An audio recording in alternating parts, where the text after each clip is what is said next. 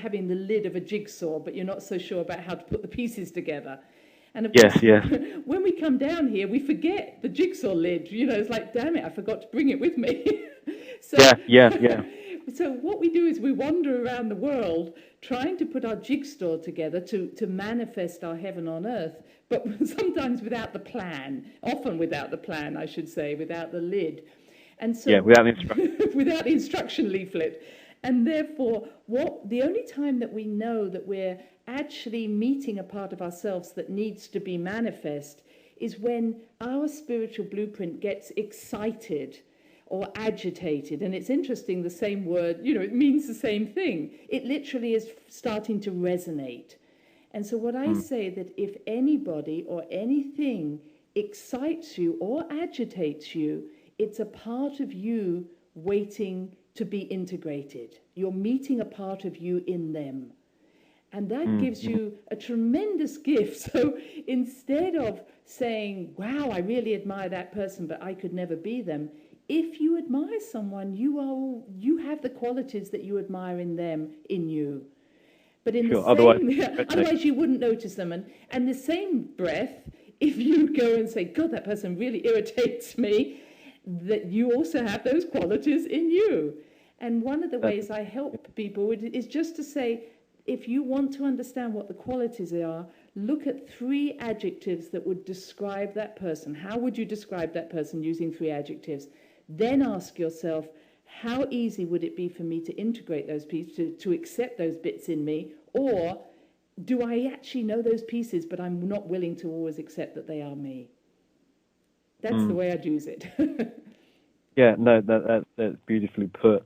I think a lot of people, even people who claim to be enlightened or more aware than others, often don't like to look at themselves. They sort of always look outward, say what is wrong with the world, what are these group of people doing that they shouldn't be doing, that they possibly have to a point, but they're not necessarily looking at what they're not doing or what they're still holding on to.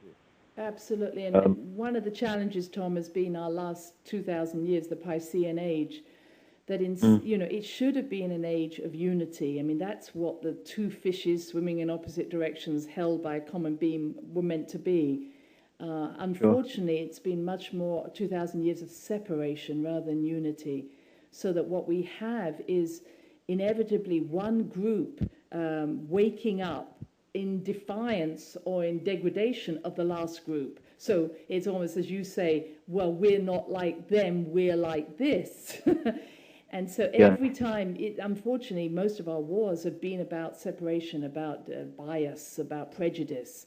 And even in the most, enlightened thinking, we can still get into a space of separation, saying, I am not that person. Whereas truly unity means there is another one of me in you. And that's what Namaste means.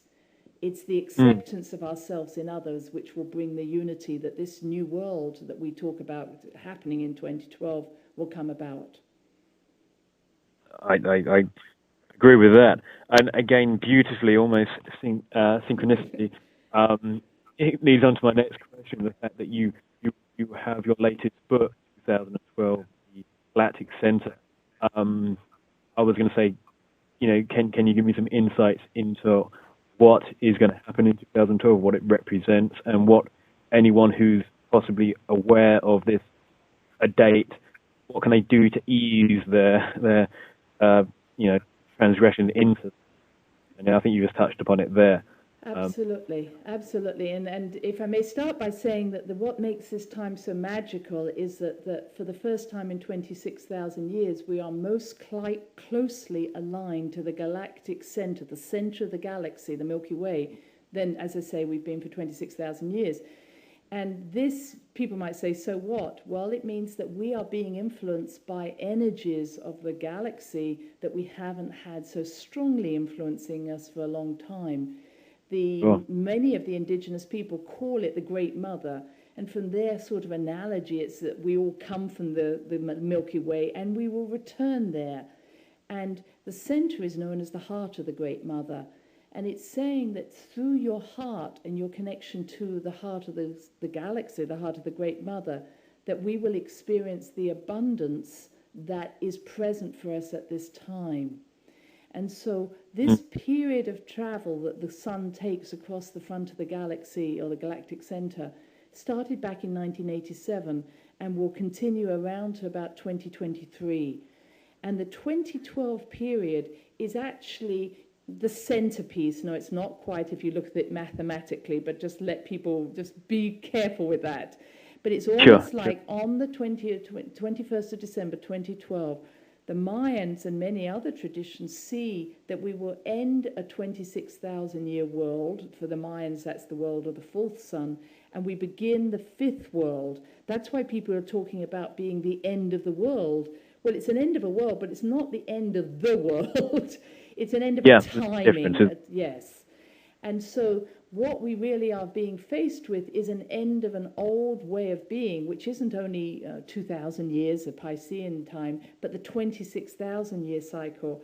And it's really, and the new world that's coming in is a world of unity through diversity, where everything, as I say, is being accepted rather than separated. So what do we need to do? We need to look at, in our lives, where are we separating? What are we judging? And what we judge, we fear. So where are we pointing fingers? Where do we have fear of ever becoming like that person? And more importantly, where do we carry shame? And this is a time not just for forgiveness in the sense of, oh, I forgive them. It's recognizing that what we fear and where we have shame is some part of us that we are ashamed of inside us. And so bringing those energies into our heart is true forgiveness. The other side is what we're seeing is that from an astrological point of view, Pluto is going through Capricorn. Pluto is the planet of transformation, death and transformation. And Capricorn is the sign of rules and structure. And there's nobody out there who doesn't know we're going through a tremendous change in the structure of how we live our life, the rules. And, of course, the financial markets are showing us that right up front. Well, I was just about to say that is what happening around the world at the moment, as the last 12 months or so, is that almost a result of what's coming in literally only 3 years' time? Is that sort of early signs? Exactly, and this is really why I'm wanting to say is don't wait till 2012, because the changes have been happening since 87. And that since, and that was the time of the harmonic convergence, the opening of the hearts and the minds to who we are.